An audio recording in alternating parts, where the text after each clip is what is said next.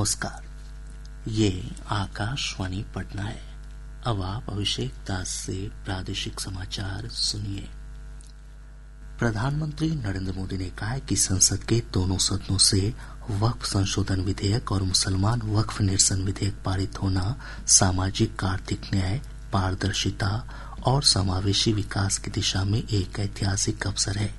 श्री मोदी ने एक social media post में संसदीय समिति के विचार विमर्श में भाग लेने वाले सभी सांसदों का आभार व्यक्त किया। प्रधानमंत्री ने उन लोगों को भी धन्यवाद दिया जिन्होंने संसदीय समिति को अपने बहुमूल्य सुझाव भेजे। श्री मोदी ने कहा कि वक्फ प्रणाली में दशकों से पारदर्शिता और जवाबदेही का अभाव रहा, जिससे निर्धन मुस्लिमों, महिलाओं और पसमानदा मुस्लिमों के हितों को नुकसान पहुंचा। प्रधानमंत्री ने कहा कि संसद से विधेयक पारित होने से पारदर्शिता बढ़ेगी और लोगों का हित सुरक्षित होगा। श्री मोदी ने कहा कि उनकी सरकार का उद्देश्य अधिक सुदृढ़ और समावेशी भारत का निर्माण करना है। श्री मोदी ने कहा कि उनकी सरकार प्रत्येक नागरिक की गरिमा सुनिश्चित करने के लिए प्रतिबद्ध है। केंद्रीय गृह मंत्री अमित शाह ने संसद द्वारा वक्फ संशोधन विधेयक 2025 को मंजूरी दिए जाने को ऐतिहासिक बताया है। सोशल मीडिया पोस्ट में श्री शाह ने कहा कि इससे वर्षों से चले आ रहे अन्याय और भ्रष्टाचार का अंत हुआ है और न्याय तथा समानता का युग शुरू हुआ है। उन्होंने कहा कि इस विधेयक से वक्फ बोर्ड और वक्फ संपत्तियां अधिक जवाबदेह, पारदर्शी और न्याय संगत होंगी। उन्होंने कहा कि इससे मुस्लिम समुदाय के गरीबों, महिलाओं और बच्चों को निश्चित रूप से लाभ होगा। गृह मंत्री ने इस महत्वपूर्ण विधेयक के लिए प्रधानमंत्री नरेंद्र मोदी और अल्पसंख्यक मामलों के मंत्री किरेन रिजिजू को बधाई दी।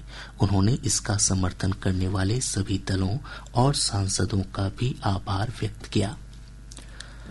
उप मुख्यमंत्री विजय कुमार सिन्हा ने वक्फ बिल के पारित होने को ऐतिहासिक बताया है। आज पटना में संवाददाताओं से बातचीत में उन्होंने कहा कि इस बिल से वक्फ संपत्तियों के प्रबंधन में पारदर्शिता आएगी। उन्होंने कहा कि यह बिल गरीब, शोषित और पिछड़े तबके के मुस्लिम समाज के लिए फायदेमंद साबित होगा। प्रादेशिक समाचार आप आकाशवाणी पटना से सुन रहे हैं। हिंदी फिल्मों के जाने माने अभिनेता मनोज कुमार का आज निधन हो गया। वे 87 साल के थे और पिछले कई दिनों से बीमार चल रहे थे। मनोज कुमार ने भारतीय दर्शकों को कई यादगार फिल्में दी हैं, जिनमें उपकार, रोटी कपड़ा और मकान, क्रांति, शोर तथा पूरब और पश्चिम प्रमुख हैं।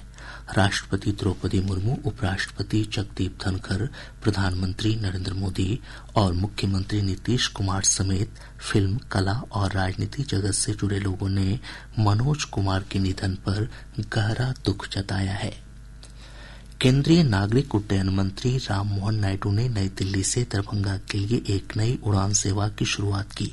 उन्होंने कहा कि इस नई सेवा से प्रदेश में पर्यटन और आर्थिक विकास को बल मिलेगा। इस अवसर पर जदयू के राष्ट्रीय कार्यकारी अध्यक्ष सह राज्यसभा सांसद संजय कुमार झा और दरभंगा के सांसद गोपाल जी ठाकुर भी उपस्थित थे। उदयमान सूर्य को अर्घ्य अर्पित करने के साथ ही चैती छठ महापर्व का 4 दिवसीय अनुष्ठान आज संपन्न हो गया। गंगा, कोसी, गंडक, बागमती और सोन समेत तालाबों, जलाशयों और अस्थायी घाटों पर लाखों की संख्या में श्रद्धालुओं ने भगवान भास्कर को अर्घ्य अर्पित किया। इसके बाद छठ व्रतियों ने पारण करने के बाद प्रसाद ग्रहण किया। इस अवसर पर औरंगाबाद के देव सूर्य मंदिर में लाखों की संख्या में श्रद्धालु जुटे थे। शिक्षा विभाग ने बढ़ती गर्मी को देखते हुए सभी सरकारी विद्यालयों के संचालन समय में परिवर्तन किया है। 7 अप्रैल से 1 जून तक प्रारंभिक और माध्यमिक विद्यालयों का संचालन सुबह 6:30 से दोपहर 12:30 तक होगा। इसके साथ ही आकाशवाणी पटना से प्रसारित प्रादेशिक समाचार का ये अंक समाप्त हुआ।